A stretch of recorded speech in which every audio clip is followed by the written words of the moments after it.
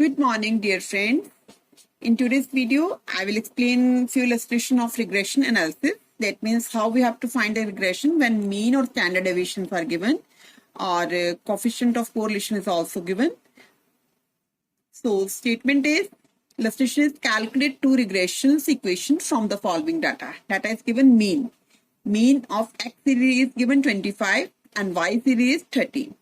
Then standard deviation of X series is given 5 and standard deviation of Y series is 7. And R is equal to 0.85. This is the coefficient of correlation. Find X when Y is equal to 100. So we have to find the value of X when Y is given 100. So mean के लिए we can use the symbol X bar. X bar equal to 25 and Y bar is equal to 30. Standard deviation के लिए sigma symbol use कर लिए, sigma X is equal to 5 and sigma Y is equal to 7. This is given the statement. And R is equal to 0.85. So I have to find the regression equation of find the regression equations. Equations बोला that means Y on X. तो Y on X की equation क्या होती है? Y minus Y bar is equal to B by X, X minus X bar. Already हमें Y bar by X bar given है. हमें regression coefficients नहीं दिया हुआ. B Y X is not given. So B Y X हमने कैसे calculate करना है? It's formula is R sigma Y over sigma X. नीचे है तो इसका मीनिंग हमने स्टैंडर्ड डेविएशन ऑफ एक्स को नीचे रख लेना. R is already given 0.85, right, and standard deviation of Y series given 7 and this is given 5. तो इसको सिंप्लीफाई करा तो आई गॉट 1.19. तो ये वैल्यू 1.19 है. मैंने यहाँ पर इस इक्वेशन में सब्स्टिट्यूट कर देनी है. y minus Y bar. Y bar is already given, this is 30 and x bar is given 25 और b by X we have calculated 1.19. तो इसमें वैल्यू पुट करी तो इसको सिंप्लीफाई करा तो I got the equation y on x, this one. And second, I want to also find the equation of x on y. X on y means x minus x bar is equal to bxy, y minus y bar. Already x bar, y bar is given, but we don't know the coefficient of regression. So bxy कैसे find out करना? r sigma x upon sigma y. r की value कितनी है? 0.85 and sigma x is 5 and sigma y is 7. तो इसको जब हमने solve करा तो I got 0.61. This is 0.61.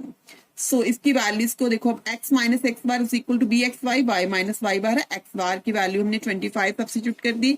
Y बार हमें गिवन है 30, वो भी हमने पुट कर दिया. B x Y I have calculated 0.61. तो इसको इसके बीच में सब्स्टिट्यूट करा तो ये इक्वेशन आ जाती है. अब स्टेटमेंट में था कि find x when y is equal to 100. x निकालना जब y आपको 100 गिवन है. तो इस इक्वेशन में मैंने y की वैल्यू 100 पुट कर दी. तो इसको जब सिंप्लीफाई करा तो x की वैल्यू आ जाती है 67.7. This is the answer of this question. Now the next illustration is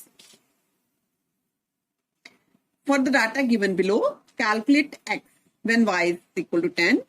x bar is given 7.6, y bar is given 14.8, sigma x is 3.6, sigma y is already given 2.5 and rxy is equal to 0.99.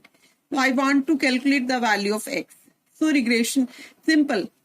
I want to calculate the value of x, so I will find the equation x on y. x on y equation कैसे आएगी? x minus x bar is equal to bxy, y minus y bar. Already x bar given है 7.6 and y bar is also given 14.8. So main problem किसकी है? Regression coefficient की. Regression coefficient B x Y कैसे निकालना? उसका formula R into sigma X upon sigma Y, जैसे कि मैंने प्रीवियस इलस्ट्रेशन में भी एक्सप्लेन करा था. तो आर की वैल्यू ऑलरेडी गिवन है, डेट इज 0.99 और sigma X is already given 3.6, sigma Y is already given 2.5. तो इसको सिंप्लीफाई करा 1.426 आ गया. तो वो वैल्यू मैंने यहाँ पर पुट कर दी. एक्स बार 7.6 था, वाई 14.8 था. तो इसको सिंप्लीफाई करा, आई गॉट दिस इक्वेशन. तो इसमें क्वेश्चन में क्या है? Find the value of x when y is 10. सो इस इक्वेशन में y की जगह पर मैंने 10 सब्स्टिट्यूट कर दिया. तो जब 10 पुट करा तो I got the value of x is equal to 0.76. This is the answer of this illustration. Next is, देखिए अब नेक्स्ट स्टेटमेंट क्या है? The following data based on 450 students are given for marks in statics and economics at certain examination. Mean marks in statics is given 40 and mean marks in economics is given 48. Standard deviation of marks in statistics is given 12 and variance of marks in economics is given 256. Sum of the products of deviation of marks from respective means. This is also given 42075.